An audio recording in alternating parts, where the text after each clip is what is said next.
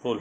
गुरु जी, कल जो स्वामी प्रसाद मौर्य का आवादित बयान चला था कि बौद्ध लोगों जो हिंदू मंदिर बनाया है बौद्ध लोगों का मंदिर तोड़ के बना, क्या कहेंगे इसको? ये पागलपन और बुझते हुए दीपक का प्रतीक है। जनता ने नकार दिया और दो नंबरी बात करके ये केवल सुर्खियों में रहना चाहते हैं। कोई तथ्य इनके पास नहीं है। अनर्गल प्रलाप करने से कोई साक्ष्य सबूत नहीं हो जाता। बौद्ध का कोई स्थान तोड़ा नहीं, लेकिन बौद्धों ने बिहार के 12,000 हिंदू मंदिरों को तोड़ा और खुदाई करने के बाद वहाँ कई मूर्तियाँ मिली। हिंदुओं ने कभी बौद्धों का स्थान न तोड़ा, न मुसलमानों का तोड़ा। जो भी स्थानों को तोड़ा गया आज तक के इतिहास में, हिंदुओं के लगभग 28,972 धर्मस्थलों को विधर्मियों के द्वारा तोड़ा गया और वहाँ अपना टोपी पहनाकर अपने धर्मस्थलों को निरूपित किया। स्वामी प्रसाद को इलाज की ज़रूरत है और इसको पागल खाने में भर्ती करा देना चाहिए, जिससे समाज का अमन चैन शांति सद्भाव बना रहे। ये जब देखो जैसे नशेड़ी अनर्गल प्रलाप करते हैं तो ये एक तरह से महासचिव होकर और चपरासी की भी योग्यता के आधार पर बात नहीं करते हैं, लेकिन अनर्गल प्रलाप कर सामाजिक विद्रोह करना चाहते हैं, समाज में सद्भाव एकता को बिगाड़ना चाहते हैं। ऐसे लोगों का स्थान जेल में होना चाहिए। खुले में घूम रहे हैं, ये इस संवैधानिक विडंबना है। इसके पहले भी रामचरितमानस पे उन्होंने क्या उद्देश्य, क्या चाहते हैं हिंदू और मुसलमानों के बीच? क्या बौद्धों के, अब तो बौद्धों से लड़ा रहे हैं।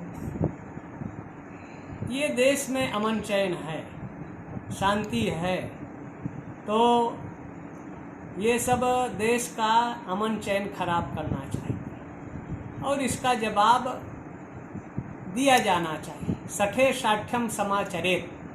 शांति की भाषा अगर किसी को समझ में नहीं आता तो उन्हीं की भाषा में उनको समझाना चाहिए। जो जिस भाषा को समझे उसी भाषा में शासन को समझाना चाहिए और एक तरह से ये सामाजिक विषवमन करने का काम है और विषवमन कर सामाजिक विद्रोह पैदा करना चाहते हैं और ये इनको हजम नहीं है। कहीं न कहीं इनका अगर नार्को टेस्ट कराया जाए, इनको विदेशी फंडिंग भी होती होगी और इसके पीछे विदेशी षड्यंत्र और साजिश है। ये कहीं न कहीं इस देश का अमन चैन इन लोगों को पसंद नहीं है।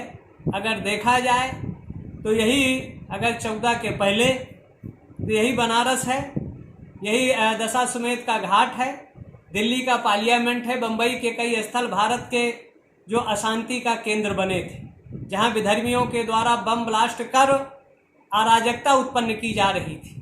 लेकिन 14 के बाद प्रायः सीमाओं को अगर हम छोड़ दें तो कोई ऐसा प्रदेश नहीं जहां अमन चैन शांति सद्भाव ना हो, दो एक प्रदेशों को छोड़कर। और वो जो हो रहा है वहां उन सरकारों की अकर्मण्यता और मूर्खता के चलते है। तो ये देश का माहौल खराब करना चाहते हैं, देश में अशांति उत्पन्न करना चाहते हैं, क्योंकि जनता ने भी इनको नकार दिया और ये दल बदलू लोग हैं, सत्ता में बना रहना चाहते हैं और एक तरह से इनकी इलाज की ज़रूरत है। इनको पागल खाने में भर्ती करा देना चाहिए, इनका इलाज की आवश्यकता है। रामचरितमानस को इनको बोध नहीं है। रामचरितमानस को ही ले ले तो सब नर करहि परस्पर प्रीति, चलहि स्वधर्म निरत सुत नीति। राम राज्य की ये बात करते हैं कि दलितों का अन्याय हुआ, लेकिन अगर हम उठा के देख ले तो नाई इस देश का राजा रहा, नापित नंद, उसके बाद सब्जी बेचने वाला मौर्य, चंद्रगुप्त मौर्य यहाँ का साम्राज्य होता है। और इस काशी नगरी में अगर देखा जाए तो क्षत्रियों की समर्थ नहीं थी, वैश्यों की समर्थ नहीं थी, ब्राह्मणों की समर्थ नहीं थी। यहाँ का डोम राजा होता था जो महाराजा हरिश्चंद्र को खरीदने की समर्थ रखता था। तो हमारे यहाँ दलित सदैव संपन्न रहे, शासन में रहे और 242 रियायतें ओबीसी और एससी की रहीं। लेकिन इन मूर्ख आदमियों को कौन समझावे, कौन और अनर्गल आरोप प्रत्यारोप लगाकर सामाजिक सद्भाव एकता अखंडता बिगाड़ना चाहते हैं।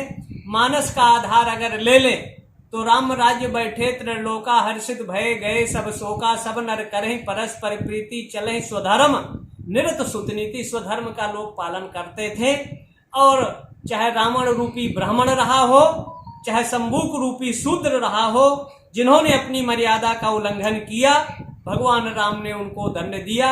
ये कहना कि राम राज्य में शूद्रों पर अन्याय होगा तो ये गलत है, मूर्खता है, अज्ञानता का परिचय है।